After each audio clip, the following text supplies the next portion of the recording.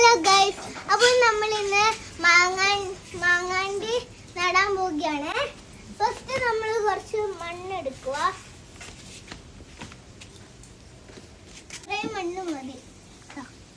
ഇത്രയും മണ്ണ് മതി. ഇനി അടുത്തത് മാങ്ങാണ്ടി ഇവിടെ വെച്ചിട്ടുണ്ട്. അപ്പൊ നമുക്ക് ഇതിനകത്തേക്ക് ഇടാം. അപ്പൊ നമ്മൾ ഇട്ടു. ഇനി നമുക്ക് വീണ്ടും മണ്ണെടുക്കാം. എന്നിട്ട് കുറച്ച് നമുക്ക് വെള്ളം എടുക്കാം.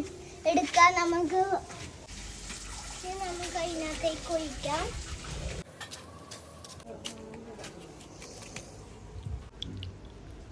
കുറച്ചും കൂടെ വെള്ളം വേണമെന്ന് തോന്നുന്നേ.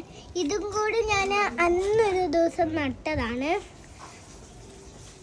അപ്പോൾ ഇതല്ലായി കുറേ 6 മാസം കഴിയുമ്പോൾ ഇത് ഒരു മുള വരും.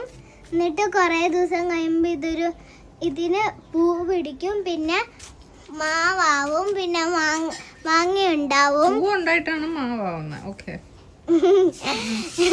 പൂവ് ഉണ്ടായിട്ട് മാവില് മാങ്ങ പിടിക്കും. പിന്നെ നമുക്ക് തിന്നാലോ.